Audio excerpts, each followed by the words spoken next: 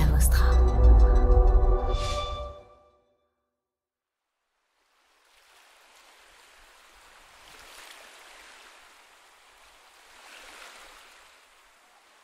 Bonjour, j'espère que vous passez un bel été. C'est la pause estivale également pour Mediarama.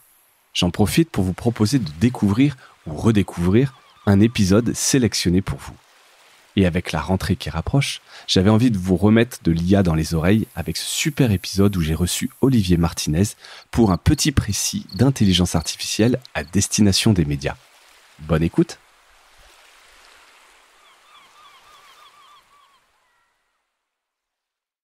Bonjour à toutes et à tous et bienvenue dans ce nouvel épisode de Mediarama. J'ai le plaisir d'accueillir aujourd'hui à Bordeaux Olivier Martinez. Olivier, bonjour. Bonjour. Olivier, tu es ancien product manager des sites 01net.com et télécharger.com. Alors ça nous rappelle plein de souvenirs. Des bons souvenirs. Ça existe encore. Ça existe encore. C'est vrai. Mais c'est vrai que moi, c'est un peu les tout débuts, ces sites, c'est vrai, des vétérans. Bref, mais c'est pas pour parler de 01net.com, ni de télécharger, ni d'Altis, que je t'ai invité sur cet épisode. C'est parce que tu as monté une activité de conseil pour accompagner les organisations dans l'intégration des outils d'IA générative. Et donc, c'est ce dont il s'agit aujourd'hui. On va parler d'IA, on va parler d'intelligence artificielle dans les médias. Donc, quand tu parles des organisations, tu accompagnes aussi des médias. Donc, on va essayer de balayer un peu tout ce qui se fait des use cases, puisqu'évidemment, c'est voire le gros sujet du moment. Donc, tu as lancé cette activité. Tu es également l'auteur d'un mémoire sur l'automatisation de la production de contenu avec l'IA. Donc, passé récemment, que tu as publié récemment. Tout à fait, c'était en octobre. En octobre dernier. Le bon moment, j'ai l'impression que tu sors ça. Le sens du timing. Ouais, le sens du timing. Voilà, parce qu'on a évidemment beaucoup entendu parler d'IA, donc de GPT-3, DALL-E, de ChatGPT récemment. C'est pour ça que je parlais de timing. Donc, pour s'y retrouver, un épisode spécial Mediarama sur l'intelligence artificielle. On arrive enfin à se voir. En plus, on avait tenté de faire ça à distance, ça n'avait pas marché. Donc, tu es venu à Bordeaux. Donc, je te remercie en plus d'avoir fait le déplacement. Mais avec plaisir. On va démarrer par des choses un peu basiques parce que j'aime bien faire de la vulgarisation sur Mediarama. Donc, c'est la question basique pour ceux qui vivraient dans une grotte ces derniers mois. C'est quoi GPT-3 ? Alors, GPT-3, c'est un modèle de langage. Si je te dis ça, voilà, la question, on va pas aller bien loin. Non, exactement. Je vais essayer de revenir un peu en arrière. GPT-3, donc c'est un modèle de langage. Un modèle de langage, ça fait partie de ce qu'on appelle l'intelligence artificielle. C'est un outil. C'est un modèle qui permet aux humains de, on va dire, converser avec la machine, de pouvoir parler en langage naturel. Ça fait partie de ce qu'on appelle les NLP. Natural Language Processing, tout à fait. Donc voilà, c'est le traitement automatique du langage. C'est une branche de l'intelligence artificielle. Et pour revenir encore un peu en arrière, l'intelligence artificielle, c'est l'ensemble des techniques, technologies et disciplines qui visent à imiter les process cognitifs humains. D'accord. Donc c'est très très vaste. C'est Ouais. beaucoup plus vaste qu'un modèle de langage. C'est beaucoup plus vaste que les NLP. C'est beaucoup plus vaste même que le machine learning parce que actuellement on a tendance à faire une synonymie entre intelligence artificielle et machine learning. Le machine learning n'est qu'une branche de l'intelligence artificielle. Pour revenir à il y a quelques années, en fait, ce qui était très en vogue, c'était ce qu'on appelait les systèmes experts dans les années 80-90. C'était de l'intelligence artificielle, mais sans machine learning. D'accord. Donc voilà. Donc c'est un peu tout ça. Et vraiment, je voudrais insister sur le fait que l'intelligence artificielle, ce n'est qu'une imitation. Et il faut revenir vraiment à la base. Ça a été défini dans les années 50 par Turing, par McCarthy. Le fameux test de Turing. Par exemple. Et le but, c'est vraiment d'imiter les process cognitifs humains. Et j'insiste vraiment sur le mot imitation. On n'est pas en train de faire autre chose que de l'imitation. Un modèle de langage, c'est une représentation du monde. C'est une représentation du monde par les mots. Et ce qu'il faut aussi avoir en tête, c'est qu'un modèle de langage, c'est pas quelque chose qui est rationnel, c'est quelque chose qui est probabiliste et statistique. Un modèle de langage, il fonctionne d'une certaine manière, et cette manière, c'est je vais décider de la place d'un mot après un autre en évaluant la probabilité que ce mot suive bien le précédent. D'accord. Mot par mot. Mot par mot, phrase par phrase, dans un contexte global. Alors, avec les technologies qui avancent, le deep learning, le machine learning, toutes ces technologies font que c'est de plus en plus efficace, jusqu'à être super bluffant. Ouais. ChatGPT en est l'exemple, avec plein de soucis, mais voilà, tu as l'impression à un moment donné de parler quasiment à un être humain en face de toi. Tu lui parles, tu lui poses des questions, tu le fais réagir, etc. Mais n'oublions pas que ces modèles sont probabilistes et statistiques. C'est important de le rappeler, effectivement. Et donc, GPT-3, donc, est-ce que de manière spécifique, ça a été créé par qui, sur quoi 3 comme c'est la 3e version déjà de ce modèle de langage? Tout à fait. C'est la 3e version. Alors, GPT-3, ça veut dire Generative Pre-trained Transformers. Donc, en gros, on entraîne des réseaux neuronaux à utiliser le langage humain. Et ça se fait à travers des réseaux neuronaux qu'on appelle les transformers. D'accord. Les transformers. C'est là, ça devient technique, là. Ouais, mais je vais essayer de pas trop rentrer dans la technique. Je suis pas non plus chercheur, donc on va pas aller bien loin. Mais les transformers, c'est des réseaux neuronaux qui ont été inventés en 2016-2017 par Google. Et à la base, qui étaient faits pour améliorer la traduction. Pour améliorer Google Trad, on va dire. Translate, voilà. Quoi. Ouais. Parce qu'on se rend compte qu'avec le langage, un mot, sa traduction littérale, c'est pas toujours bien en contexte. Oui, il y a plein de...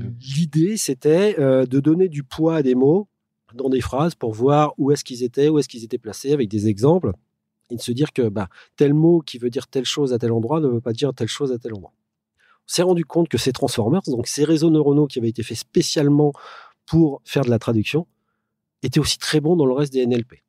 Et donc, on les a pré-entraînés, ce qu'on appelle pré-entraînés, sur des bases énormes de contenu pour qu'ils puissent devenir des réseaux qui génèrent du contenu et non pas qui traduisent du contenu. Et sur quel type de contenu c'est entraîné? Alors, à la base, c'était entraîné beaucoup sur tous les contenus de Wikipédia, tous les contenus du web. Ça a été les premiers entraînements.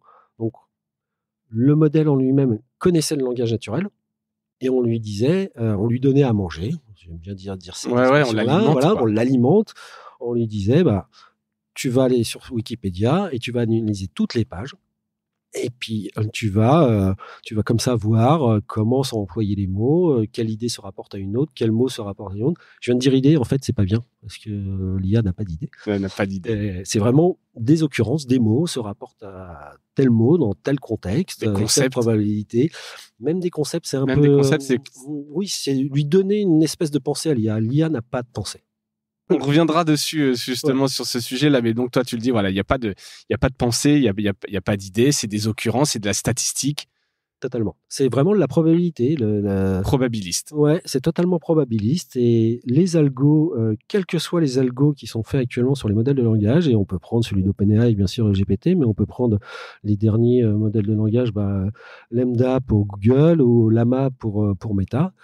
Ce sont tous des modèles de langage qui sont basés sur de la probabilité. Point final. Il n'y a pas autre chose. Ok, ils fonctionnent tous de la même façon, c'est les mêmes méthodes derrière. Alors, on parle de celles de Meta, de Google, d'OpenAI.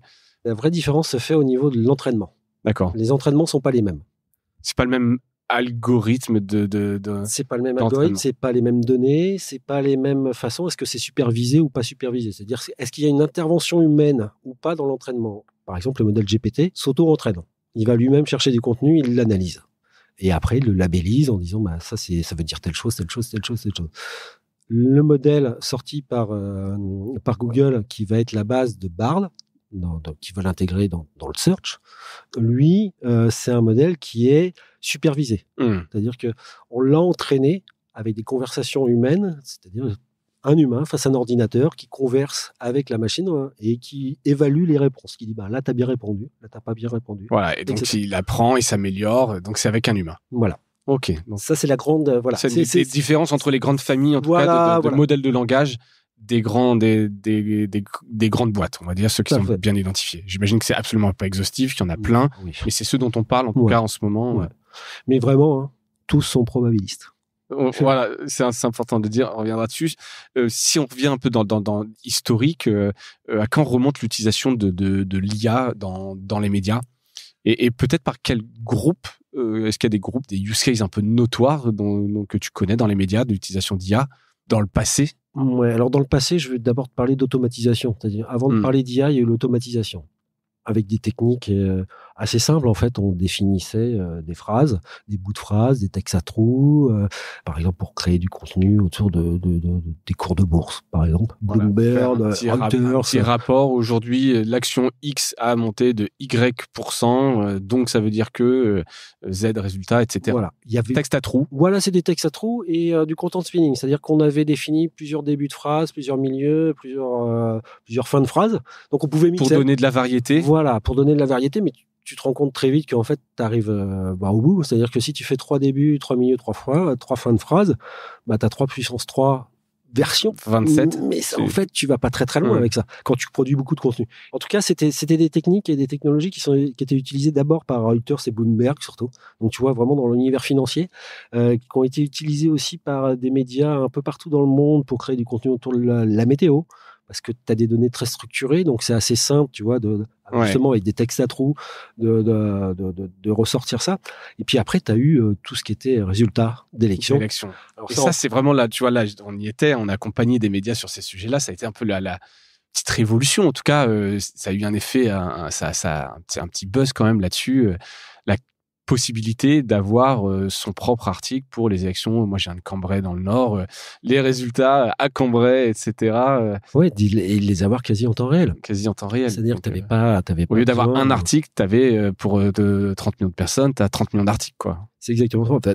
T'avais un article par commune. Ouais. Et qui était publié au moment où les résultats étaient publiés par le ministère de l'Intérieur. Et c'était déjà de l'intelligence artificielle? Alors on était non, autre chose que du texte à trous? On est toujours dans le content spinning. C'est-à-dire que les premières fois où ça a été utilisé, en tout cas en France, on est encore dans le content spinning, c'est-à-dire qu'on préétablit avant des modèles qu'on mixe ensemble, qui fait une variété. Alors, je ne sais pas combien il y en avait à l'époque, c'était en 2015, je crois, au Monde, quand il avait fait la première.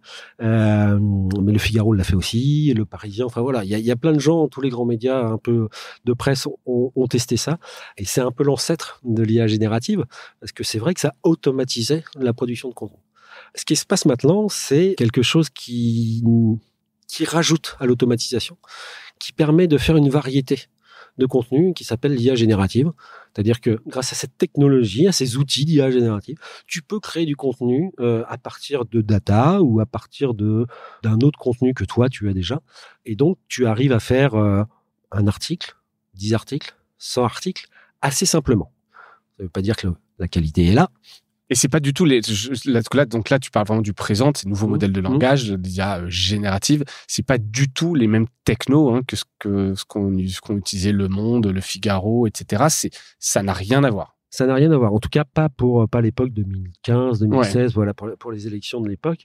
Pas du tout. C'est vraiment, on est passé dans une autre dimension. Et à quoi t'attribues cette accélération qu'il y a eu récemment? Alors, tu dis c'est peut-être ces Transformers. Est-ce que ça vient de là? Ça vient de plusieurs choses, en fait. Il y a une chose qui est certaine, et c'est la technologie en tant que telle. Le hardware et le software ont évolué d'une manière spectaculaire ces dernières années. Mais pas tant que ça, objectivement. En termes de calcul, si, en termes de puissance de calcul. Le fait d'utiliser, par exemple, des GPU. Ouais. Parce que le machine learning, maintenant... GPU, c'est c'est sur la carte graphique, un processeur sur la carte graphique. Voilà. Qui sont beaucoup utilisés en machine learning. Tu saurais dire, en vulgarisant, pourquoi, en 2 mots? Alors, c'est parce qu'ils n'ont pas les mêmes traitements parallèles des données. Alors après, je ne vais pas rentrer dans le détail parce que déjà, je vais peut-être me perdre. Ouais. Mais en tout cas, ils ne traitent pas les données de la même manière. Et donc, tu peux paralléliser ou pas certains traitements que les GPU font, que les CPU ont plus de mal à faire. D'accord. Donc, le développement des cartes graphiques avec des processeurs ont accéléré. Voilà. En tout cas, c'est cette manière de lancer du machine learning et de le faire évoluer, ça a permis ça. Il y a un deuxième truc, c'est qu'on n'a jamais eu autant d'accès à des datas, c'est-à-dire le big data. Ouais. Aussi ça, n'oublions pas que l'IA, pour exister, quelle que soit l'IA, alors là, je ne parle pas que de l'IA générative, je parle de toutes les IA, on peut parler de l'IA médicale, on peut parler de toutes les utilisations de l'IA, a besoin de données. Et si tu regardes bien, dans les 5-6 dernières années, on a produit et on a des fermes de données, de big data partout dans le monde, beaucoup plus que jamais auparavant. Oui, non, mais bien sûr, je n'ai pas les facteurs, mais oui, c'est presque exponentiel. Ouais, c'est exponentiel, voilà. C'est-à-dire que, et ce stockage-là, il fallait les stocker aussi. Et pour stocker ça, on n'avait pas trop les moyens avant, on a aussi eu les moyens. Donc il y a une conjonction, on va dire, technique, technologique, et en même temps, ça a fait réfléchir des gens. Tu vois, quand je te parle de GPU, c'est pas pour rien, c'est que avant, on n'utilisait pas les GPU pour faire du machine learning. Et puis, je crois que c'est en 2012-13, il y a quelqu'un qui a commencé à y penser. Quelqu'un qui n'était pas du tout dans le... Alors, je me demande pas son nom, je me rappelle plus, mais il faudra chercher, mais qui n'était pas du tout trop dans l'IA, qui n'était pas très techos, mais qui a fait marcher, voilà, et qui l'a présenté justement à des gens qui étaient dans l'IA, dont des gens très très connus, comme Yann Lequin, etc. Et c'est là qu'ils se sont rendus compte de la puissance que pouvait avoir cette technologie. D'accord. Voilà. Et tu vois vraiment le chemin qui parcourt est vraiment exponentiel aussi de l'explosion de l'IA et de l'IA générative en particulier depuis quelques mois pour le grand public et pour ceux qui s'y intéressent depuis 2-3 ans. Voilà. Ok, donc c'est vraiment sur la capacité de calcul, les ordinateurs quantiques, est-ce que ça va apporter quelque chose? Ça n'a rien à voir, je ne te demande pas sur la techno, mais est-ce que ça va permettre peut-être encore d'accélérer raffiner quelque part? Alors, en vrai, j'en ai aucune idée. Okay. J'aurais tendance à dire oui, parce que tu as une puissance de calcul qui devient phénoménale, qui est là aussi exponentielle par rapport à un ordinateur normal. Voilà. Ok. Bon, non, mais de toute façon, après, tu l'as expliqué, c'est sur les GPU. Donc, puis après, heureusement qu'on ne peut pas tout savoir non plus et tout anticiper. On va demander à ChatGPT. Voilà, exactement. Tu en as parlé rapidement, mais est-ce qu'il y a des différences entre le modèle de ChatGPT et de l'IA de Google? Je dis ça parce qu'il on sent, et après, on va vraiment parler un peu du présent. Là, j'essaie de voir un peu l'historique, mais que il y a eu une espèce de prise de conscience que, en fait, ce qu'on voyait sur ChatGPT pouvait s'appliquer au search, en se disant, tiens, mais en fait, demain, je pourrais très bien, au lieu d'aller sur Google, et qu'on a l'impression qu'il y a eu un mouvement de panique chez Google, comme s'ils n'avaient pas prévu, ce que je ne crois absolument pas. C'est peut-être, ils n'avaient pas prévu, peut-être c'est fait de buzz de ChatGPT, ou etc. Donc, ils ont sorti leur système, c'est Bard, si je ne dis pas de bêtises. Hein. Tu connais les différences entre ces deux grands modèles? Alors, qui vont s'affronter a priori. Oui, qui vont s'affronter a priori. Donc oui, j'ai un peu la même analyse que toi, c'est-à-dire déjà Google qui n'est pas anticipé, en tout cas voilà, ils ont certainement pas anticipé le buzz qu'a fait ChatGPT. C'est-à-dire que il y a plus un truc investisseur, rapport aux investisseurs, etc. Il y a quelque chose qui s'est passé dans la nuit du 30 novembre au 1er décembre 2022. Avec la sortie de ChatGPT, suivant où tu étais dans le monde. Hein. Ouais. Soit tu étais au 30 novembre, soit c'était le 1er décembre. Mais il y a quelque chose qui s'est passé là à ce moment-là que personne n'avait anticipé. Je pense qu'OpenAI non plus n'avait pas anticipé vraiment cet engouement d'un seul coup pour une IA conversationnelle que ChatGPT. Et c'est marrant, je te fais une pause là-dessus, mais pourquoi ? Pourquoi ? Parce qu'en fait, je veux dire, c'est un produit qui était déjà en bêta, certains y avaient accès. Qu'est-ce qui a fait que ça, d'un coup, tout le monde s'en est emparé en se disant « Waouh, mais c'est un truc de malade ». Il y a quelque chose, alors j'ai envie de dire, c'est un peu le product manager qui va parler. Ouais. C'est la simplicité d'utilisation de l'UX. Il y a quelques fioritures autour du champ où tu tapes ta question, en tout cas sur la première page, mais ça rappelle un peu, tu vois, le Google des années 99-2000, c'est-à-dire que t'arrivais, t'avais un champ. Et ChatGPT, c'est ça. Toutes les autres IA génératives, alors ChatGPT, c'est pas qu'une IA générative, hein, c'est une IA conversationnelle. Elle permet d'avoir un dialogue entre la machine et l'humain. Une IA générative, c'est pas vraiment un dialogue. Tu lui as un prompt, elle te donne un grand résultat. Voilà, tu lui demandes d'écrire sur tel sujet, elle va t'écrire sur tel sujet, mais tu vas pas pouvoir converser. Enfin, en tout cas, c'est pas fait pour. Le côté chat dans ChatGPT, c'est vraiment le côté conversationnel. Qui a été entraîné spécialement pour ça. Et Bard, c'est la même chose. Il a été entraîné spécialement de cette manière pour pouvoir converser entre l'humain et la machine pour que l'humain ne sente pas qu'il a une machine en face de lui. Donc elle a passé le fameux test de Turing. En partie. Non, mais oui, il passe le test de Turing, mais le test de Turing, maintenant, beaucoup de choses... haut la main, quoi, depuis longtemps. Oui, depuis assez longtemps. Pour revenir à ta question de départ, la vraie différence qu'il y a entre GPT, donc le modèle de langage qui est derrière ChatGPT, et Lambda, qui est le modèle de langage qui est derrière Bard, c'est une question d'entraînement. Pour faire court, et un peu réducteur, mais pour faire court, on a un modèle GPT qui est un modèle qui s'entraîne tout seul, qui s'auto-évalue. Et de l'autre côté, on a un modèle qui a un entraînement supervisé par des humains, qui converse, comme on fait là, avec la machine, et qui évalue chacune des réponses qui est donnée par la machine. Mais qui est forcément moins rapide, puisqu'il y a de l'humain. Qui est beaucoup moins rapide. Mais qui est aussi d'un niveau qualitatif, en termes de conversation pure, plus élevé, meilleur, c'est meilleur. Le revers de la médaille, c'est que ce modèle-là a moins de qualité générale. je fais attention quand j'emploie le mot général parce qu'on va tout de suite dire IA généraliste. Pas du tout ça. On en parlera peut-être après. L'IA généraliste, ça serait un être humain en fait. On en est très très loin, mais en tout cas, a des qualités générales que n'a pas le lambda. C'est-à-dire que, je vais prendre un exemple, comme GPT va s'entraîner sur les fiches de Wikipédia, en scrapant toutes les fiches, en analysant tous les textes, etc. Forcément, il acquiert des connaissances sur des entités, sur des faits, sur l'histoire, sur tout ce qui est marqué à l'intérieur. Ce que tu ne peux pas avoir dans une conversation, ou alors tu as une conversation de 1000 ans avec 150 milliards de personnes. Tu n'auras pas la... Ouais. Voilà. Mais, en tout cas, qualitativement, a priori, alors il faut toujours regarder un peu avec des guillemets et faire attention à ce qu'on dit aussi là-dessus, parce qu'on ne l'a pas vu. Bard, on a vu des démos, certains y ont accès, mais on n'a pas vu à grande échelle ce que ça donne. On n'a pas non plus de tests, tu vois. ChatGPT dans Bing, on voit fleurir des articles depuis 2-3 semaines, même un peu plus, où tu as des journalistes, où tu as des gens qui testent et qui vont pousser la machine, et on voit très bien les limites de ce que ça donne. Pour l'instant, on ne connaît pas trop les limites de Bard. On sait qu'il peut se tromper factuellement, puisqu'on a vu pendant la démo que Google avait qu'il y avait une erreur.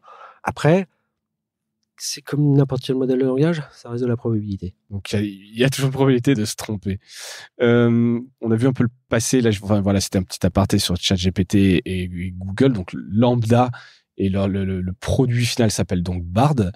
Je reviens dans le présent et dans les médias. Quels sont les usages de l'IA générative dans les médias aujourd'hui ? Alors, on peut définir 2 grandes familles d'usages. Tu as d'un côté ce que je pourrais appeler le data to text. Ouais. Voilà, donc tu as une masse de données classées, ordonnées, et tu veux en faire du contenu. Alors typiquement, tu as une base de données sur des logiciels, télécharger.com. Voilà, j'imagine. Voilà, ce que tu aurais pu faire à l'époque. Ce que j'aurais pu faire à l'époque, en tout cas, ce qu'on aurait pu imaginer, ce que j'imaginais sans pouvoir vraiment le faire, et tu crées à partir de là du contenu. Comme tes données sont bien cataloguées, bien labellisées, etc., c'est quelque chose d'assez simple à faire. Qui serait de meilleure qualité que ce qu'on faisait tout à l'heure pour les élections. Alors, puisque là, pour le coup, ce serait à chaque fois 100% unique et t'es pas dans juste un... Oui, avec le petit bémol qui est de dire que tu as à un moment donné une automatisation qui n'est pas à 100%. C'est-à-dire que ce dont on parlait tout à l'heure, c'était une automatisation à 100%. Il y avait personne, ou quasiment personne qui repassait sur les articles. Oui, c'était publié directement. Voilà, c'était publié. Là, forcément, il faut qu'il y ait un humain. Et, juste en aparté, l'humain doit rester n'importe où. Ouais. Voilà. Il faut vraiment avoir ça en tête aussi. C'est de la probabilité et il faut que l'humain reste. Mais en tout cas, voilà. Oui, j'aurais pu faire créer du contenu à une IA sur 10 000 logiciels en ayant les données. Fais-moi une revue, un test. Fais-moi une comparaison de. Et ça marche très bien, par exemple, avec, on va dire, je sais pas, tu as un catalogue de réfrigérateurs.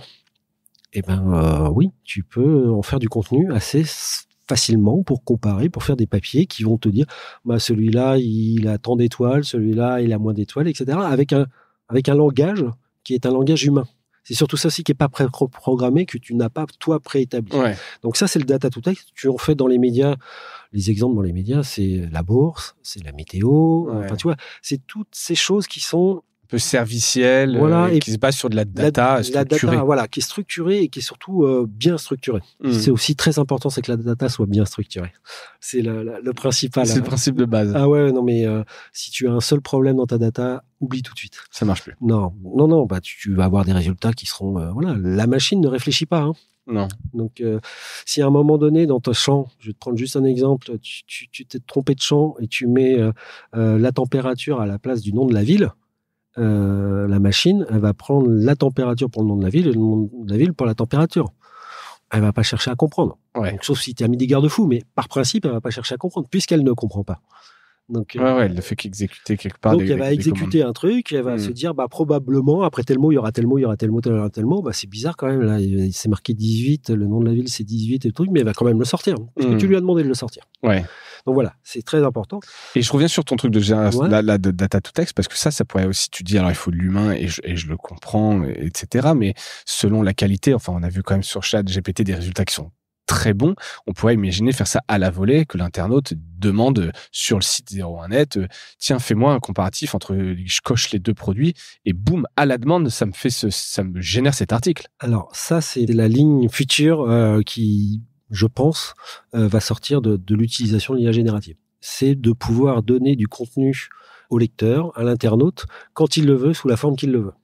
Tu as les données, tu as peut-être déjà des comparos entre telle chose et telle chose. Moi, j'arrive effectivement sur le site, j'ai envie d'avoir un comparatif entre tel et tel téléphone que tu m'as pas fait entièrement, en tout cas tu l'as pas fait. Oui, je veux l'avoir maintenant et je peux le générer maintenant. Attention, encore une fois, on reste dans des modèles de probabilité. Et les modèles, pour l'instant, tels qu'ils sont faits, quel que soit le modèle, vraiment j'insiste, c'est quel que soit le modèle, c'est pas une question de GPT, ChatGPT, Lambda, Bard, Llama, etc. Restent des modèles probabilistes et il y a une malchance sur X que le contenu que tu serves à ton lecteur soit pas le bon, soit faux, soit factuellement faux, comme ChatGPT, ça lui arrive, beaucoup plus souvent qu'on ne le croit d'ailleurs.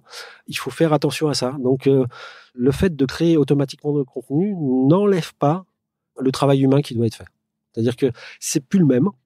Le travail humain n'est plus le même. Ça va s'améliorer. Oui, ça va s'améliorer. Ces probabilités, c'est on va passer peut-être de 99 à 99,9, puis à 99,99, etc. Plus ça va être puissant, entraîné avec de la data. Et je veux dire, même l'humain est faillible quelque part. Je veux dire, des fautes dans les titres, il y en a tous les jours. Tu vois. Totalement, mais ça reste une machine. Et on n'a pas le même rapport à la machine qu'à l'humain.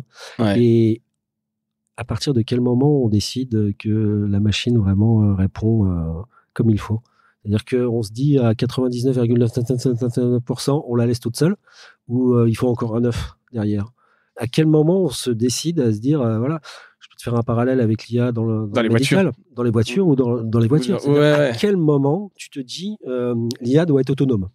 Pour moi, à partir du moment où c'est plus fiable qu'un humain, je veux dire, tu sais, alors je sais pas comment le calcul, je vais peut-être mal le formuler, mais tu sais que voilà, il y a X accidents, les probabilités d'avoir un accident sont de X%. À partir du moment où la machine fait mieux. Oui, mais s'il y a un accident, qui est responsable du coup? Et ça entraîne tellement de questions derrière. Ça entraîne, oui, bien sûr, ça entraîne plein de questions, mais c'est des probabilités. Je pense qu'on peut les mettre aussi sur les humains. Après, c'est peut-être pas les mêmes conséquences. Non, mais voici. On est d'accord, et c'est à ce moment-là. Alors, toutes ces questions-là, c'est vraiment des questions qui sont en ce moment, qui foisonnent chez tout le monde. Voilà, c'est une pleine réflexion parce qu'on est quand même mis face à une technologie, je parle là de l'IA générative, qui en 2 mois a explosé à la tête du monde. ChatGPT est sorti et là, le monde entier. Voilà. C'est pris ça dans la tête et a trouvé ça. Ça explose un peu le cerveau quand même. Oui, tout ce qu'il peut y avoir quand tu creuses. Etc. Voilà. Et on n'en a pas encore réellement la vision de tout ce que ça va nous s'engendrer comme bien ou de mal, en fait, j'ai envie de dire, aussi bien dans le monde du travail mais même dans l'humanité tout entière. Dans notre civilisation, on n'arrive pas à voir, ça va trop vite. Réellement, ça va vraiment trop vite. C'est-à-dire que cette explosion à la face du monde de ChatGPT alors, attention, c'est pas l'IA généraliste, c'est pas quelque chose qui donne l'apparence. Quand tu dis généraliste, ce serait quoi? Un peu omnisciente sur n'importe quel sujet? C'est l'équivalent d'un être humain. Ouais. Voilà, c'est une IA forte, ce qu'on appelle une IA forte. Les IA fortes, on est très très très loin. C'est-à-dire que je vais encore citer Yann Lequin. Yann Lequin, il y a quelques années, disait voilà, si à la fin de ma carrière, je serais content si jamais on arrive à faire une IA qui a le bon sens ou le sens de la réalité qu'aurait un rat. Et même ça, on n'y arrivera pas. C'est-à-dire que on est très très loin. Mais d'avoir une IA. Pourquoi? Parce que, pardon, mais un rat alors, l'exemple ne doit probablement pas être trivial, j'imagine, s'il le prend, mais c'est parce que un rat, il va réfléchir sur plein de plans sentimental, émotion, réflexion, et qu'on n'arrive pas parce que tous les cas qu'on a d'IA, elles sont beaucoup plus intelligentes qu'un rat, sont capables de gagner aux échecs, sont capables de résoudre des problèmes. Non? C'est pas plus intelligent, en fait. Ils sont intelligentes sur une tâche. C'est vraiment ce côté généraliste, en fait. Ce côté généraliste, on n'arrive pas à le reproduire. Et parce que déjà, il y a un problème de fond. C'est-à-dire que, quelle que soit l'IA n'a pas connaissance du monde réel, physique, actuel. D'accord. Ton intelligence, mon intelligence, l'intelligence du rat, l'intelligence de tous les êtres vivants sur Terre, c'est pas qu'une intelligence computationnelle. C'est pas que des neurones qui vont calculer quelque chose, tu vois. Si on peut réduire à ça les neurones, et c'est beaucoup plus que ça. C'est aussi une appréciation physique de ce qui nous entoure. On peut très bien dire que le monde n'est qu'une illusion, voilà, etc. Mais notre intelligence découle d'interactions avec l'extérieur, que l'IA. Alors après, on va dans des trucs philosophiques, oui. mais c'est des sensations. Enfin, je veux dire, c'est la vue, c'est des images qui sont traitées, c'est une information, les odeurs, etc. Ouais. Tout ça, au final, c'est des informations dont on pourrait nourrir la machine. Alors, la vue, c'est déjà en partie, puisqu'on fait du computer vision. C'est une des branches de l'IA, d'ailleurs. En remontant dans l'IA au-dessus du NLP, du machine learning, etc., il y a le computer vision, où justement, on essaye de faire apprendre à la machine à savoir ce qu'elle voit, à comprendre ce qu'elle voit. Mais la machine, en l'occurrence, ne fait pas autre chose. C'est-à-dire qu'on va l'entraîner, ou elle va s'auto-entraîner à reconnaître des choses, mais ça ne va pas aller plus loin. C'est-à-dire que tu prenais l'exemple de la conduite autonome. Donc, il y a forcément une vision d'une manière ou d'une autre. Peut-être pas une vision comme nous avec les yeux. Non, c'est des radars, le fameux lidar, etc. Mais ça reste, on peut comparer ça à la vision, mais ça reste très précis sur un cas d'usage qui est défini. C'est-à-dire que détecter des obstacles, déterminer leur mouvement, etc. Tu peux te retrouver, toi, en tant qu'être humain, face à une situation que tu n'as jamais connue, et pourtant tu vas t'en tirer. Ouais. Je suis pas sûr qu'une IA s'en tire. Ouais. Et c'est pas juste brancher toutes ces IA entre elles? Alors non, parce que sinon on aurait déjà fait, je pense. Je pense qu'il y aurait certains chercheurs dans certains labos qui l'auraient fait. Non, c'est pas qu'une histoire de ça. Encore une fois, c'est cette connaissance du monde que tu as et qui te permet d'améliorer à chaque instant, toi, ta façon de penser et ta conscience que tu as de toi-même, parce que ça te permet ça aussi. La machine ne l'a pas. Et pour avoir approché pas mal de scientifiques et de chercheurs l'année dernière pour faire mon mémoire, j'en ai aucun qui m'a dit on est proche de ça. Clairement. On est très très loin, à 100 milliards d'années-lumière de ça pour le moment. Après, encore une fois, à l'avenir, on ne sait pas. Exactement. Mais donc, il y a quand même un peu j'ai l'impression que la sortie de ChatGPT, notamment, on était presque dans un truc où se dire ça y est, en fait, il y a le robot a pris conscience de lui-même. Et je voudrais justement parler je crois que c'était il y a 15 jours, au moment où on enregistre, un article du New York Times avec un journaliste du New York Times qui a une conversation donc avec Sydney, donc qui est l'IA de Bing, le moteur de recherche de Microsoft qui a investi assez massivement dans OpenAI. Et je pense que c'est un des meilleurs coups du siècle, en tout cas sur ces dernières semaines. Bref, ils vont intégrer, pour simplifier, ChatGPT dans Bing, et donc Sydney. Et donc ce journaliste a une conversation, et la conversation, elle est absolument, je sais pas si c'est délirante ou effrayante, mais on finit dans l'article, le robot, donc Sydney, finit par déclarer sa flamme.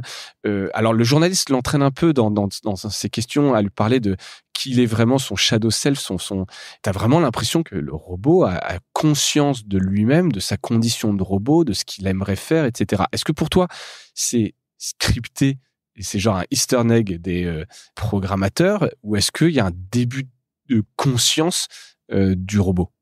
Alors, est-ce que tu l'as lu, hein, cette discussion? Et puis il y en a eu d'autres aussi. Il y en a une qui était alors pas avec GPT, mais qui était avec Lambda, en fait, pendant l'été, où le chercheur qui était chez Google a dit Lambda est conscient, etc. Il s'est fait virer, Google l'a viré. Oui, je me souviens effectivement l'été dernier de ça. Donc, je vais te redire la même chose. C'est un modèle probabiliste. Et quand tu lis la conversation qu'il a avec ce journaliste l'entraîne à parler de tous les sujets dont tu me parles. Et donc, le modèle probabiliste, tu vas lui donner une phrase, tu vas lui poser une question, il va voir qu'il y a un point d'interrogation, il va chercher les mots qui correspondent le plus statistiquement aux mots qui sont dans ta question. Et plus tu continues dans la conversation, parce que c'est ça les IA conversationnelles, tu restes dans un espèce de cocon, tu vas pas sur d'autres sujets, donc il va aller de plus en plus loin dans la thématique que tu lui imposes. Et ces modèles probabilistes, en fait, ils ont plein de soucis, mais ils en ont un vraiment de base, c'est qu'on leur a pas appris à dire non, on leur a pas appris à dire je ne sais pas. Si on leur dit pas spécifiquement, si on leur apprend pas spécifiquement à ne pas répondre à certains types de questions ou à éluder certaines questions ou à dire je ne sais pas, ces IA vont essayer de te répondre à chaque fois. Donc probablement, dans les algos, dans tout ce qui a été son entraînement, le modèle a reconnu des phrases qui ont fait revenir d'autres modèles de phrases qui répondaient à ces types de questions. Et donc, si tu vas certainement peut-être dans la littérature de science-fiction ou voilà dans ce genre de choses-là, tu vas peut-être trouver des discussions, des réflexions équivalentes avec un dialogue homme-machine qui serait équivalent à ce qu'il y a eu. Je reste vraiment sur la ligne, c'est de la probabilité. Le modèle a calculé la probabilité que tel mot arrivait après tel autre, dans tel contexte, dans telle phrase, etc. Il a continué à aller tant que tu ne l'arrêtais pas, puisqu'il n'y avait rien qui l'arrêtait. Ces modèles ne sont pas faits pour s'arrêter si on ne les arrête pas. Ils ne démarrent pas tout seuls et ils ne s'arrêtent pas. Ouais. Il faut leur dire de s'arrêter, en fait. Si tu continues à poser des questions sur la même thématique, et tous les problèmes de ChatGPT, c'est là, on voit beaucoup de choses sur Internet, voilà, des gens qui posent la question à ChatGPT, quelles sont les 5 femmes premières ministres de la 5e République en France? Il n'y en a pas eu 5, il y en a eu 2.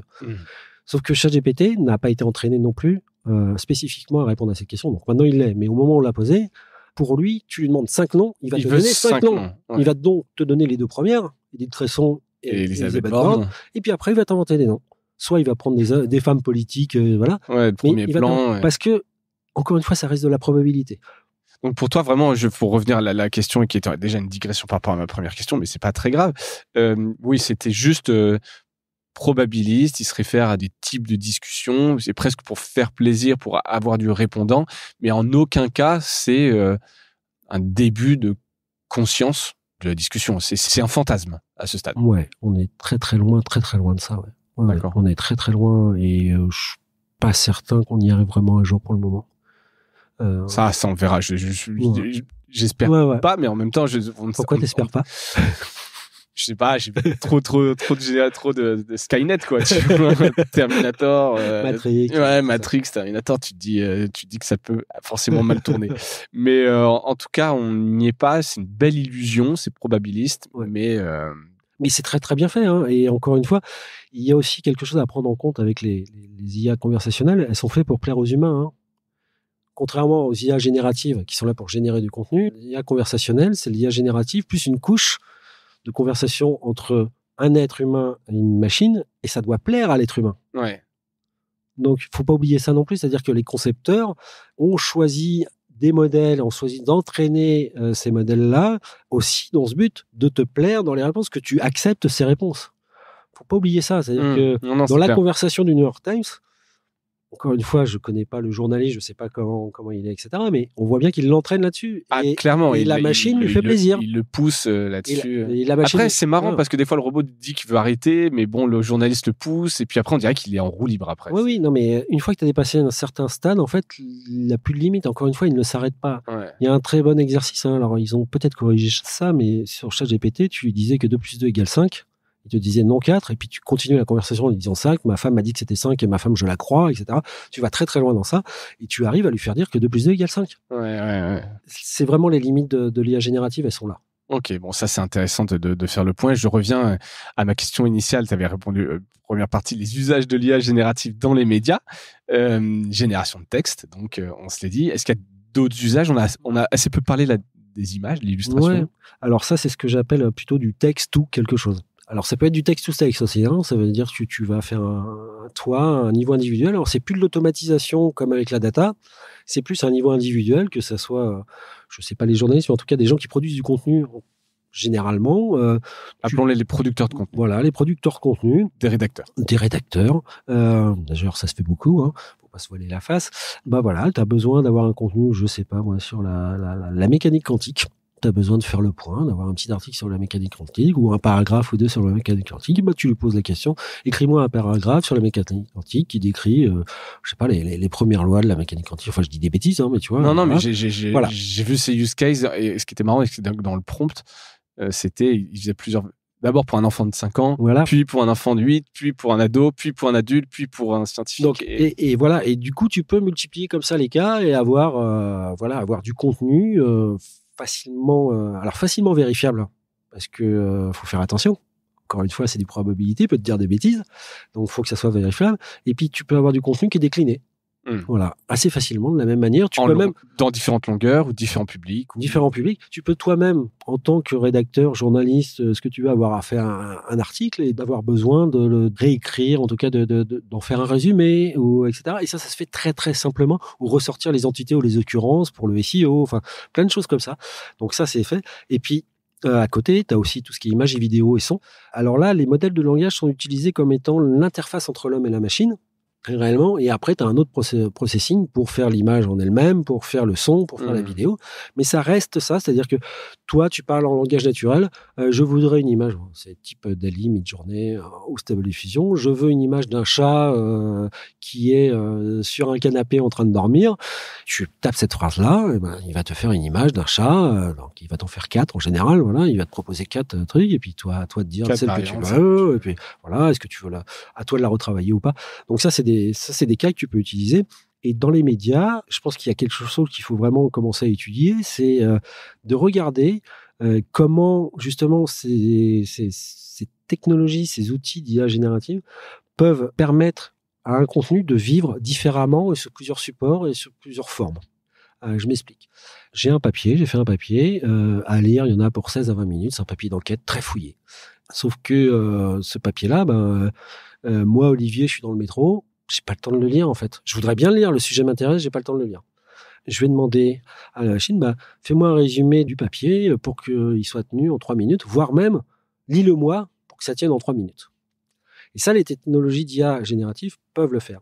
Il y a beaucoup de travail encore, mais il faut brancher toutes les bonnes briques. Ça se fait pas, attention, ça se fait pas du jour au lendemain, c'est pas un claquement de doigts et ça marche, mais en tout cas, voilà, il y a quelque chose à faire là-dessus, il y a quelque chose à travailler. Je suis pas le seul à penser ça, on est plusieurs à penser ça, que là, il y a quelque chose à travailler pour les médias, en tout cas pour les éditeurs, de pouvoir... en commodité, quoi, permettre la diffusion de leur contenu.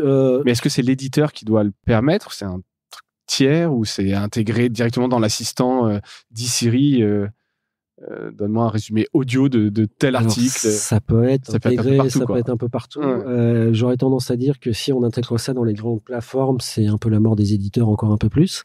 Et je suis pas sûr que ça soit une bonne solution, même si, tu vois, t'en parles et je pense que les plateformes l'ont déjà largement pensé. C'est déjà une idée sur laquelle elles travaillent. Toutes les questions derrière, pardon, je reviens, mais sur ce qui concerne les éditeurs, hein, sur les droits voisins, tu vois. Sur les droits, alors l'IA, si on peut faire juste une petite digression sur les modèles de langage, en tout cas, je vais pas aller plus loin que les modèles de langage parce qu'il y a d'autres choses encore, mais sur les modèles de langage, comment ils sont nourris, comment ils se nourrissent du contenu qui a été fait par d'autres. Là, il y a une vraie question, c'est-à-dire que parce qu'on a parlé de ça aussi sur les images. Hein. C'est surtout générer des images donc originales, mais quand les moteurs ont été entraînés en utilisant des vraies images d'artistes, il y a un problème intellectuel quand même derrière. Le même problème existe pour les textes. Ouais. C'est le même problème. La musique, c'est pareil. C'est entraîné sur de l'existant. L'IA générative ne génère du contenu que sur du contenu qui est existant, sur de l'apprentissage qu'elle a eu. C'est du contenu original parce que c'est pas une copie conforme. Quand tu lui demandes de faire un chat sur un canapé, il rassemble en gros tout ce qu'il a pu voir de chat sur le canapé et il en fait une image. Parce que si tu lui demandes de faire ça à la Picasso, il va te faire ça à la Picasso. Mais tu as le même problème sur les textes. Les textes, il est entraîné sur Wikipédia, mais pas que.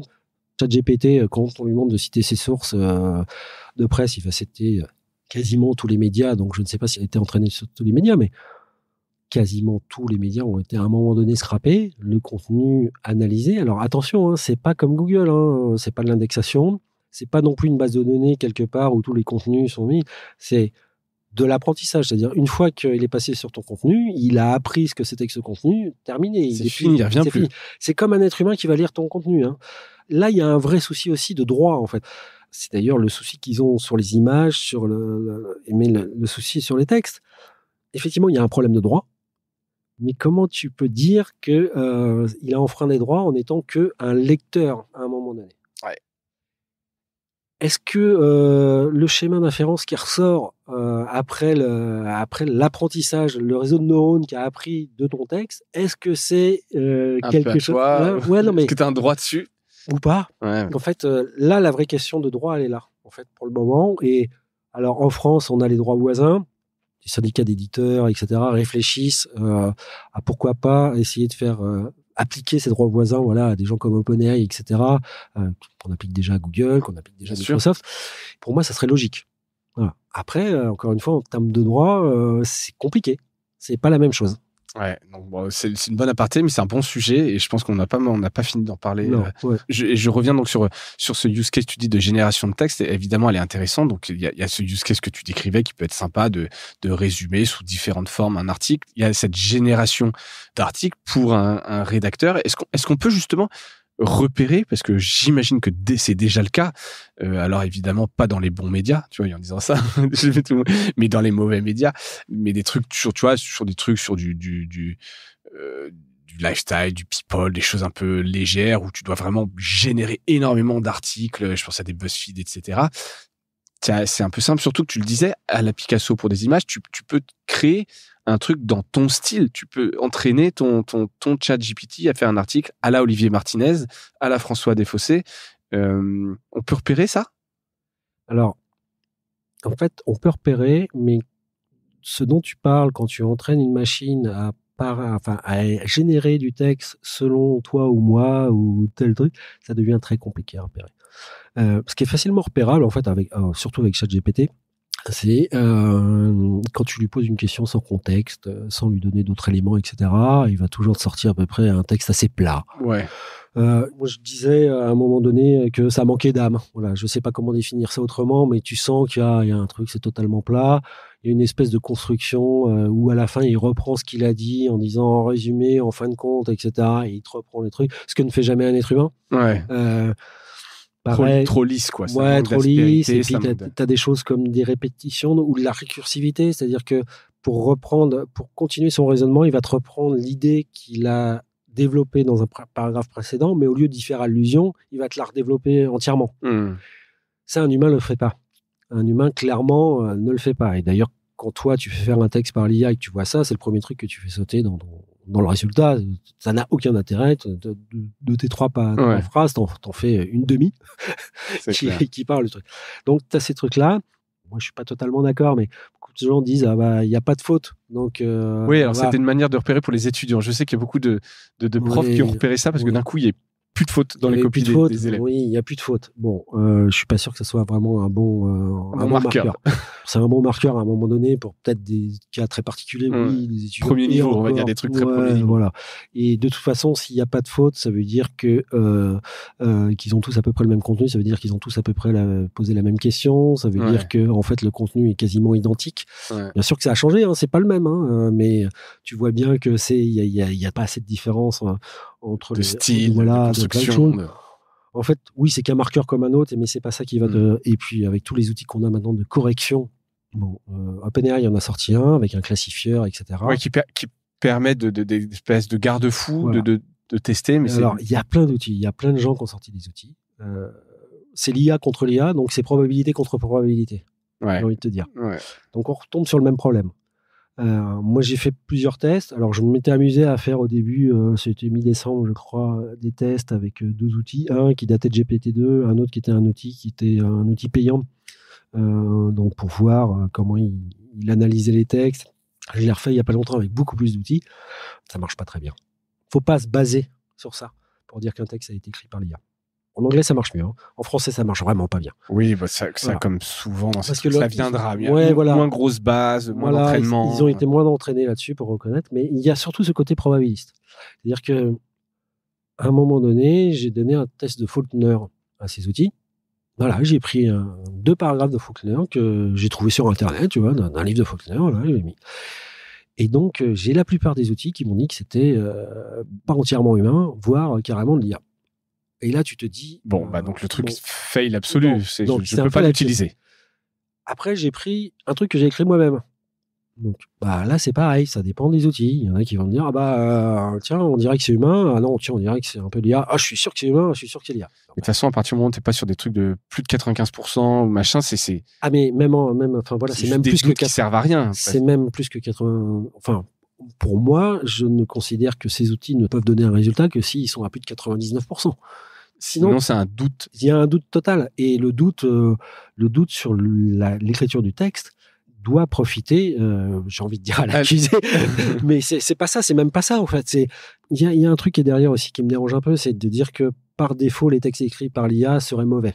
Ouais. Et les textes écrits par les gens seraient bons. par les humains serait bon. Désolé, il y a autant de textes pourris écrits par les humains qu'autant de textes pourris écrits par l'IA. Voilà, ça reste ça. Mais en tout cas, ces outils-là ne permettent pas d'avoir un jugement. Et il y a un autre fait qu'il faut prendre en compte sur ces outils-là, c'est-à-dire, bon, il y a celui d'OpenAI qui est jugé parti, mais ils sont tous à peu près jugés partis. C'est-à-dire que beaucoup de ces outils-là sont des outils qui sont développés par des sociétés qui développent elles-mêmes des technologies d'IA générative. Ouais.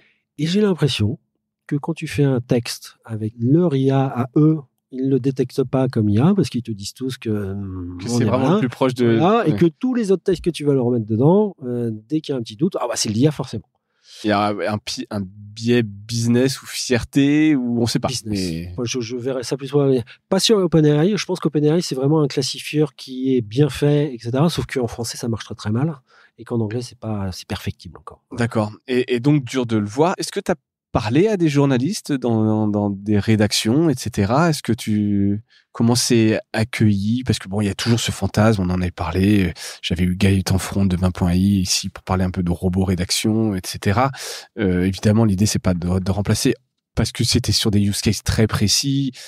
Là, j'ai l'impression que là, tu vois, la question se pose, etc. Ça peut faire peur sur son métier de demain, etc. Comment c'est accueilli par les journalistes?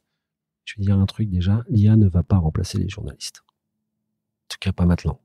On en parlera dans 50 ans si on est toujours là. Mais après, évidemment, remplacer les journalistes, moi non plus, j'y crois pas. Mais sans contenu produit par des humains aujourd'hui, quelle partie pourrait être faite par une IA générative, soit pour des questions de rentabilité, soit pour plein de raisons, tu vois. Est-ce qu'un journaliste se dit demain, voilà, je dois changer ma manière de travailler, mon métier est en danger. Alors, le métier est en danger, mais pas par l'IA. Je pense que ça fait des années que ce métier, je vais pas dire en danger, mais en tout cas, on tape sur ce métier depuis des années. Et les médias changent. Ouais. C'est très dur pour les journalistes, dans plein de médias, dans tous les médias, je pense. Ils sont un peu dépossédés de leur travail. Tu vois, quand tu parles d'IA générative, forcément, tu as la double peine avec l'IA générative. Tu as le côté changement de mon métier, et puis tu as ce que tu exprimais tout à l'heure, tu vois, le syndrome Terminator. Ouais. Tu as vraiment la double peine. Je pense que l'IA générative doit être vue par les journalistes comme étant un outil supplémentaire pour les aider, dans certains cas, à créer du contenu qu'ils n'auraient pas le temps de créer autrement. Qui a moins de valeur ajoutée, qui a moins de valeur résumé ajoutée de leur article, voilà. Qui est... Tu as des choses, tu vois, par exemple, quand je te parlais tout à l'heure de data to text, on peut aussi parler, alors c'est pareil, c'est pas un secret, ça a été diffusé, l'équipe fait des articles, tu sais, il y a un article dans l'équipe, c'est que regarder aujourd'hui à la télé. Cet article-là, il est fait, il est fait par l'IA, l'IA générative. Si je me souviens bien, ils travaillent avec l'Absense, ils font ça. Est-ce que ça avait une valeur ajoutée à la personne qui était tous les matins obligée d'écrire cet article? Tiens, à 18h, il y a le match machin contre machin sur RMC Sport. À 13h, il y a sur Eurosport, il y a ceci, etc. Est-ce que ça, c'est des contenus qu'on doit forcément faire écrire par des journalistes? Faire du bâtonnage de dépêche. Ouais, clairement, j'ai un souci, moi, avec ça, c'est que j'en ai vu beaucoup. Dans les entreprises pour lesquelles j'ai travaillé, ça détruit quand même des gens. Enfin, tu vois, faire du bâtonnage de dépêche à longueur de journée. Intellectuellement, c'est horrible. Intellectuellement, c'est le niveau zéro. Ça n'a aucun intérêt. Donc, est-ce que cette tâche-là pourrait pas être prise en charge, au moins en partie par l'IA? C'est-à-dire, l'IA est capable de réécrire un texte, est capable de réécrire un résumé de texte, est capable de réécrire un titre, est capable de mettre des inters, est capable de proposer ces choses-là.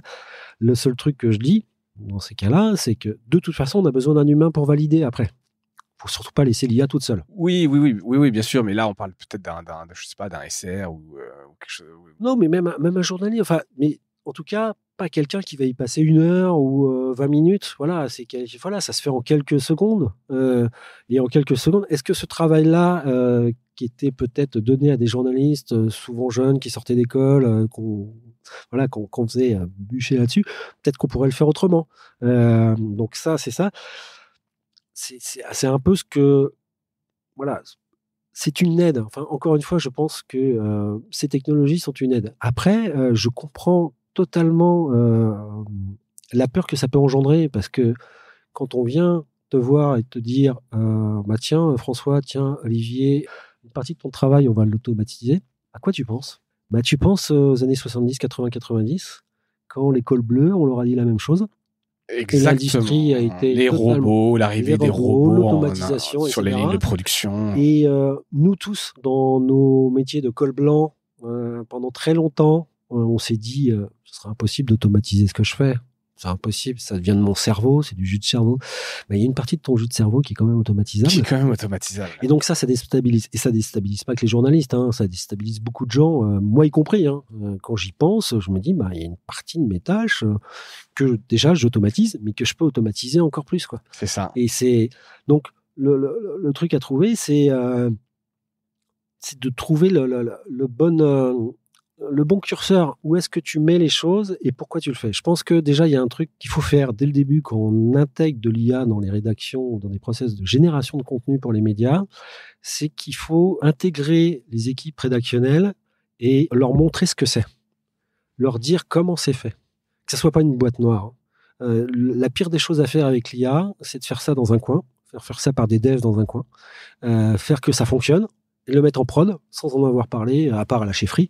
Je pense que quand on comprend comment ça marche, quand on voit les limites, quand on appréhende ce que c'est, on a déjà beaucoup moins peur. Et non, mais t'as tout à fait raison. Je me disais, il faudrait presque mettre dans les conférences de rédaction ChatGPT. En tout cas, dans le sens où je sais plus où j'avais entendu ça, je trouvais ça hyper original, mais ça devait être sur le podcast de Mathieu Stéphanie, mon associé sur Génération Do It Yourself, où il a reçu il y a quelque temps Paul Mougineau, qui est un artiste et entrepreneur autour de ça, et je crois que c'était là-dedans où ils avaient la discussion, parce qu'en fait, il peut des fois un peu bousculer les choses et l'interroger, il pourrait trouver des idées, d'angles, en tout cas, se dire qu'il fait partie de l'équipe. En tout cas, c'est un outil qui peut aider, qui peut être là, et effectivement, et ce côté, l'intégrer très tôt versus le faire en boîte noire, ça faisait un peu résonance. Oui, non, mais tu as raison, j'y avais pas réfléchi, mais oui, ça peut être une chose. Et encore une fois, les outils d'IA générative sont aussi faits pour augmenter les capacités d'un être humain. Voilà. Et ça, il faut pas l'oublier non plus. Exactement. Si c'est bien utilisé. C'est-à-dire que de ton papier, tu peux en tirer, de ton long papier, de ta longue enquête qui t'a demandé, je sais pas, 3 semaines, tu vois. Et ça, ce travail d'enquête, d'investigation, de recherche, ça ne peut pas être fait par une machine. Ah ben absolument pas. Donc elle est là, la valeur, en fait. La valeur, elle est dans ta vraie valeur de journaliste. On m'a plusieurs fois reproché, quand je parlais des journalistes, il y a encore pas longtemps, de dire que la valeur du journaliste, ce n'est pas qu'à ça non plus, c'est aussi un style, c'est aussi une écriture, etc. Désolé, la machine est capable de reproduire un style. On se l'est dit sur les images, mais c'est aussi sur les textes. Tu peux demander d'écrire un texte. Et demain, j'imagine que on aura tous notre script ChatGPT qui permettra de générer quelque chose dans son propre style. Tu as déjà des outils qui te permettent de générer du texte dans ton propre style. Il suffit de les nourrir avec ce que tu as déjà fait. Ouais, voilà.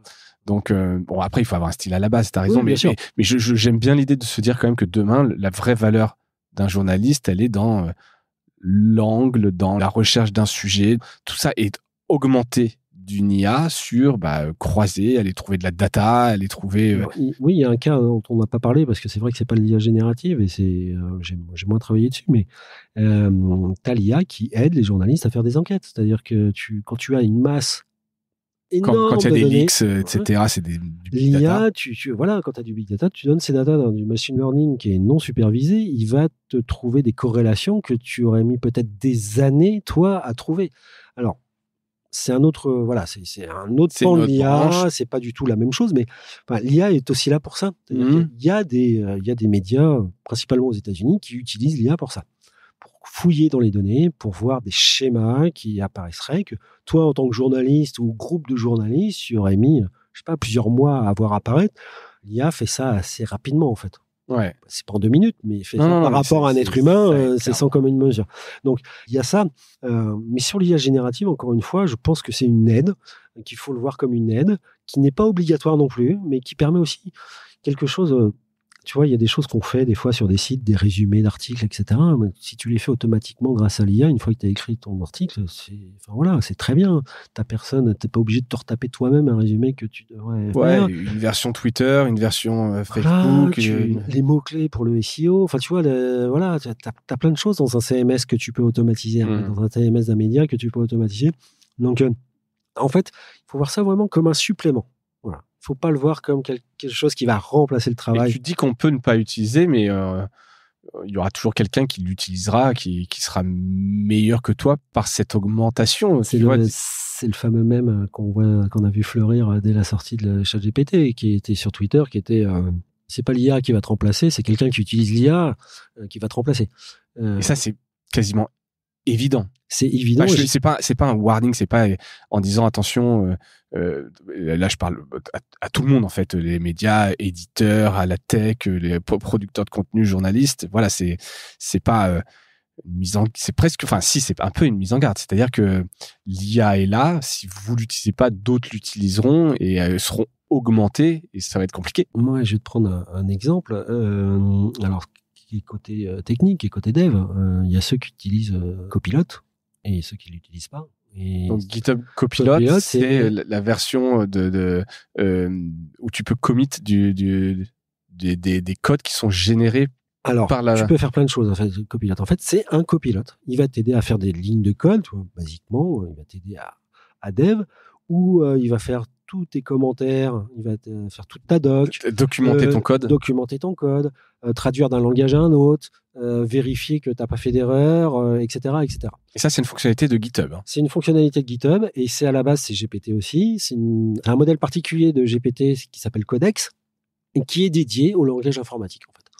Et ça, c'est l'exemple parfait de l'amélioration d'un développeur augmenté et qui gagne vraiment en productivité, il gagne en agilité et en souplesse pour son travail quotidien par rapport à quelqu'un qui ne l'utilise pas.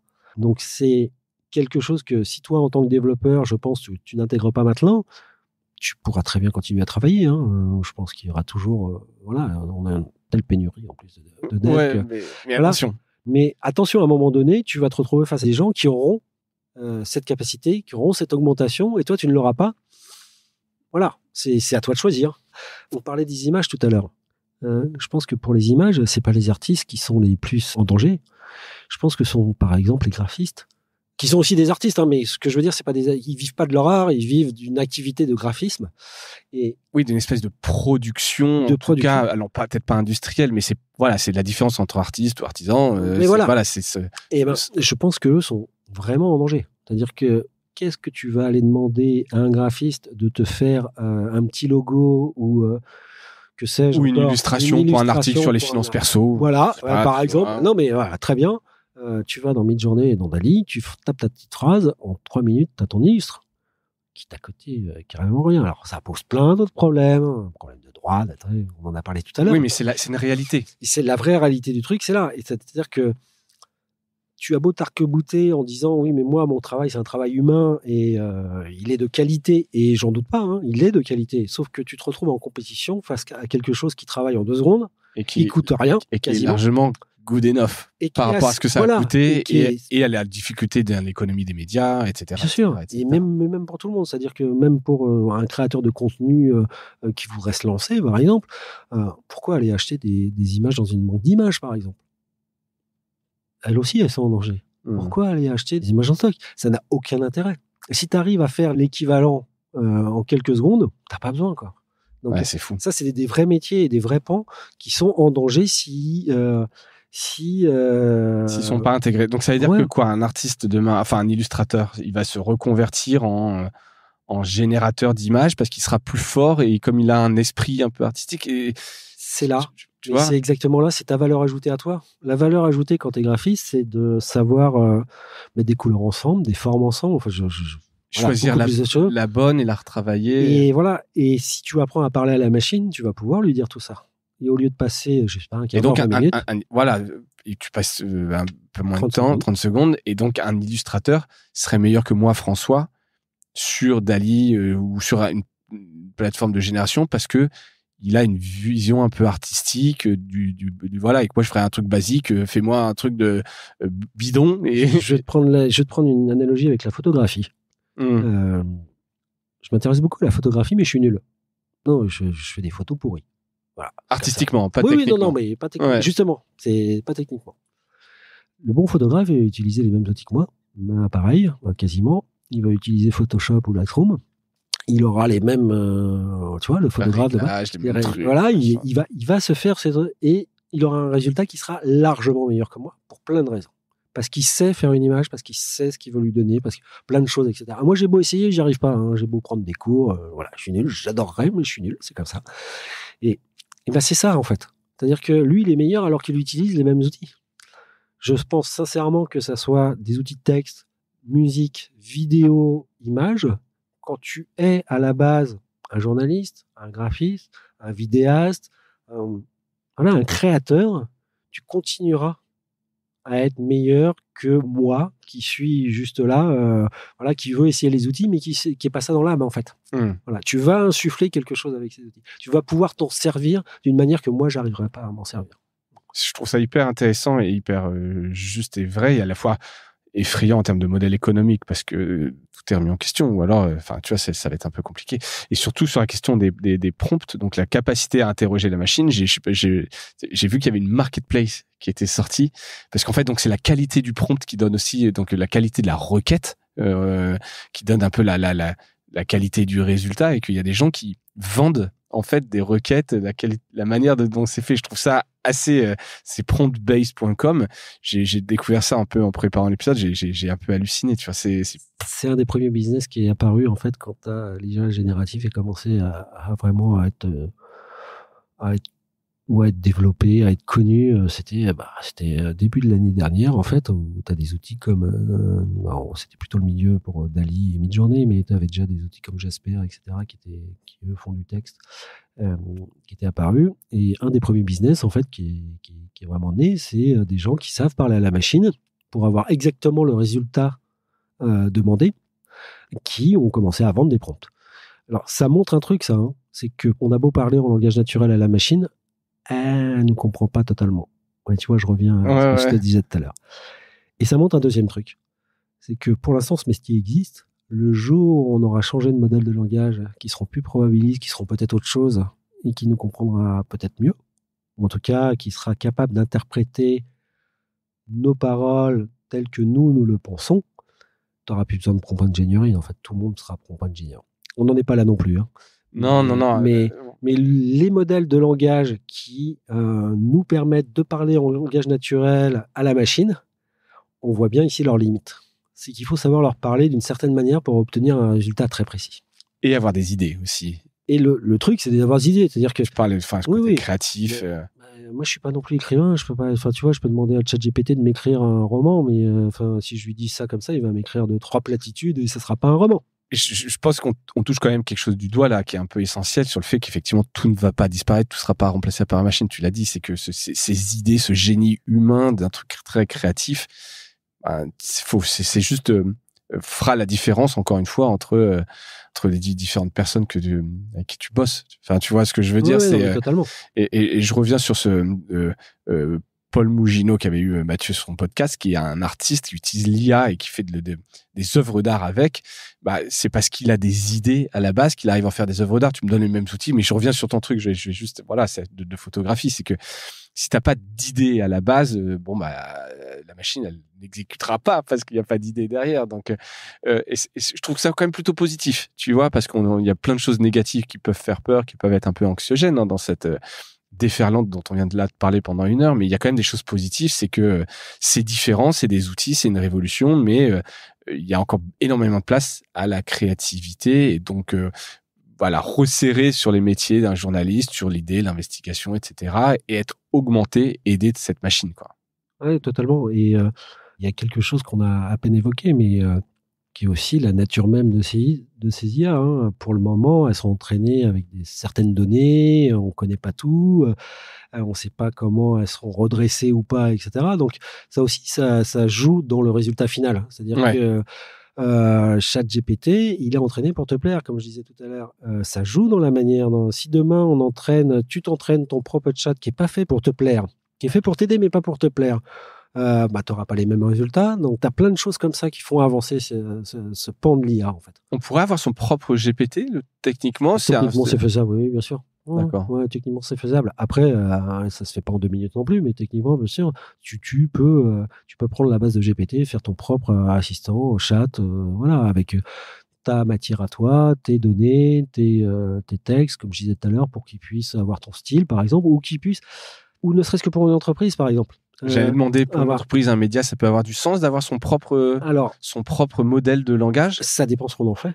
Toujours pareil. Moi, je travaille sur des questions de documentation d'entreprise. Bon, il y a déjà beaucoup de choses qui existent dans la documentation d'entreprise, mais grâce à des technologies comme des IA conversationnelles, une fois que tu as réussi à faire apprendre à la machine, à lui donner à manger toute la doc que tu as dans ton entreprise, alors ça pose plein de problèmes parce que souvent c'est pas les mêmes, c'est pas les mêmes formats, voilà. Mais une fois que tu as dépassé ce problème-là, que tu as entraîné cette IA, tu peux avoir dans ton entreprise après, tes collaborateurs, toi, tu peux interroger une base de connaissances en langage naturel et c'est beaucoup plus simple que d'aller chercher dans des pages par des mots-clés ou des chapitres, etc.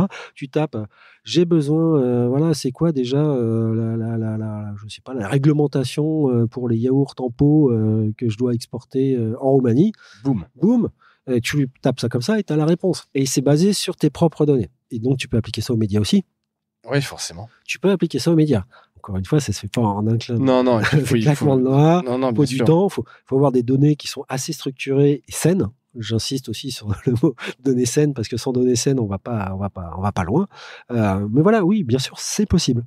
Et à une échelle individuelle, moi, je travaille aussi un peu là-dessus.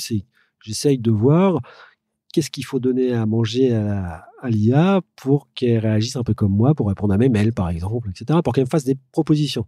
Je ne veux pas qu'elle réponde automatiquement. Non, comme tu le disais, encore une fois. Je veux qu'elle me fasse des propositions, mais pas qu'elle te remplace. Et des propositions qui soient plausibles. C'est-à-dire que moi, ChatGPT, actuellement, il peut répondre à mes mails. Je lui dis réponds-moi, je lui donne le mail de départ, je lui fais réponds-moi, il va me faire une réponse qui sera bateau, qui ne sera pas celle d'Olivier Martin. Ça ne m'intéresse pas, en fait. Enfin, ça m'intéresse que... Moyennement. Ce qui m'intéresse beaucoup plus, c'est répondre à la manière d'Olivier Martinez. Ouais, le sens, le style, etc. Avec mon style tout pourri, etc. Mais peu importe, mais tu vois ce que je veux dire. C'est-à-dire que, voilà, c'est moi. Ouais. Voilà, une espèce d'assistant. Très clair. On parle donc de GPT-3. On a beaucoup parlé, beaucoup de gens, alors 3.5 même. C'est 3.5. 3.5, pardon. Il y a GPT-4. Alors j'ai vu plein de choses, du fantasme, ça allait être X millions de fois plus puissant, etc. Qu'est-ce qu'on peut attendre? Quand est-ce que ça va sortir? Qu'est-ce qu'on peut attendre? Est-ce que ça va être encore un truc qui va tout casser? Alors, Sam Altman, qui est le patron d'OpenAI, il a calmé tout le monde.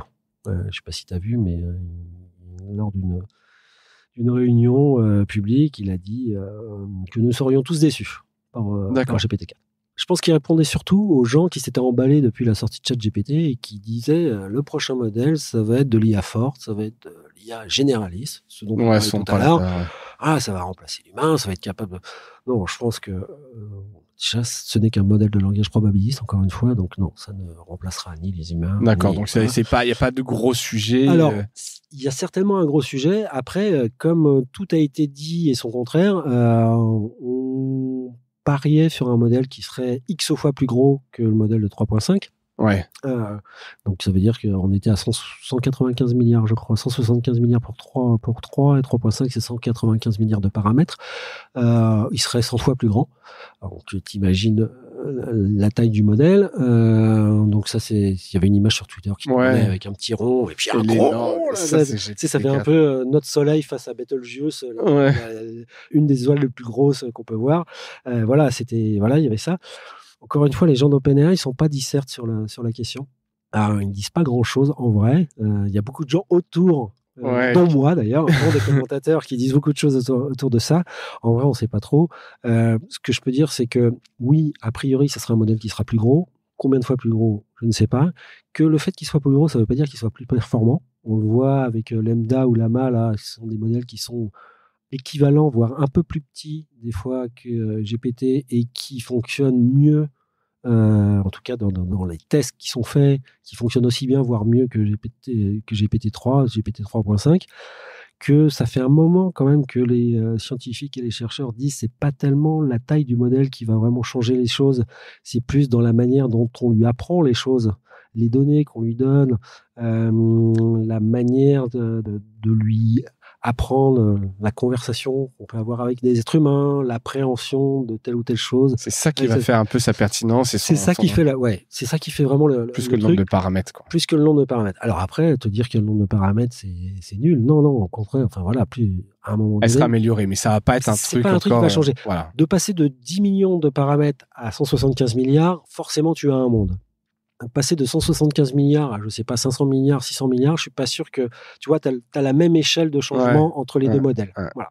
Très clair. Écoute, ça en fait des informations quand même. Je crois qu'on pourra en parler pendant des heures. Ouais, non, mais bien sûr. Non, mais l'idée, et on arrive au bout de cet épisode, c'était voilà de revoir un peu par l'angle, le prisme des médias, tout ce que ça allait changer. On y était. Je pense que ça ouvre un peu des chakras. En tout cas, je l'espère. C'est incontournable. En tout cas, c'est quand même ça un peu la grosse différence par rapport à ce qu'on en a parlé des dernières années. On sent que là, il y a eu ce réveil, cette prise de conscience.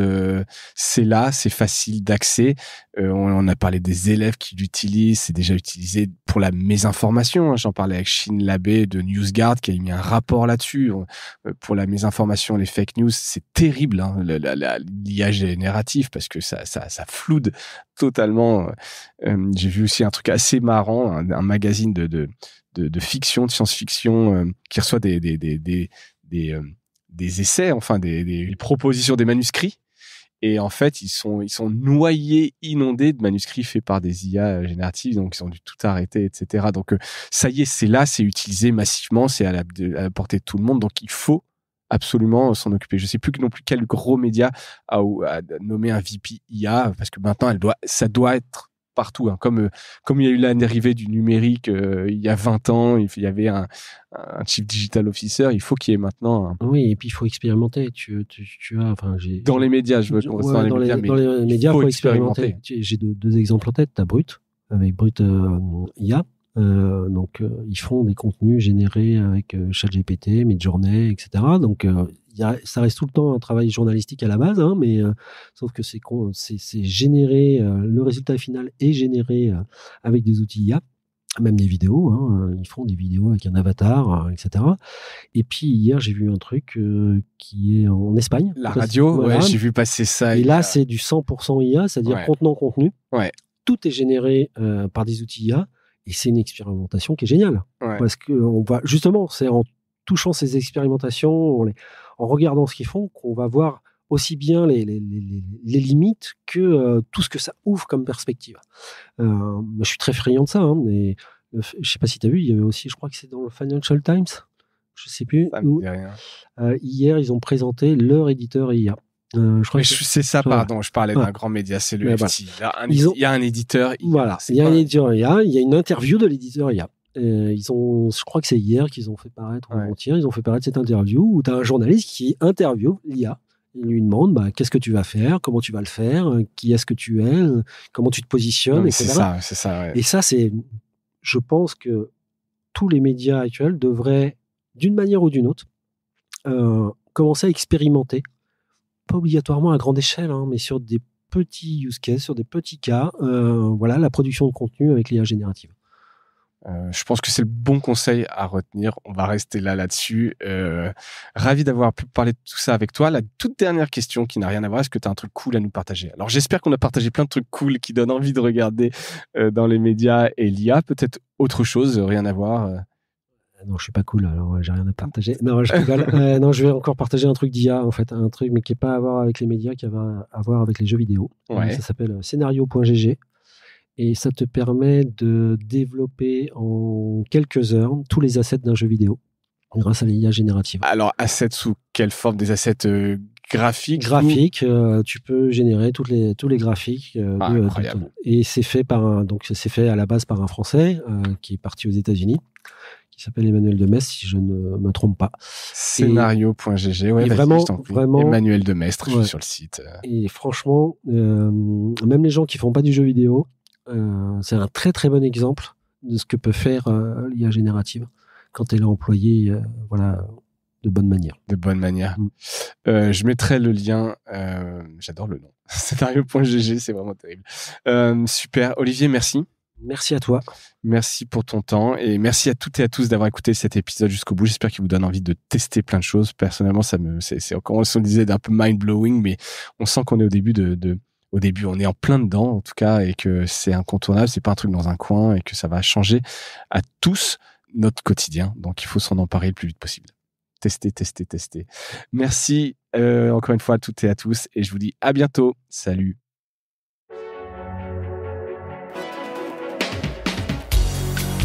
Voilà, Mediarama s'achève. Si cet épisode vous a plu, n'hésitez pas à le liker et le partager. Et puis, si vous souhaitez être accompagné par notre agence Cosa Vostra, contactez-moi par mail mediarama@cosavostra.com. Portez-vous bien.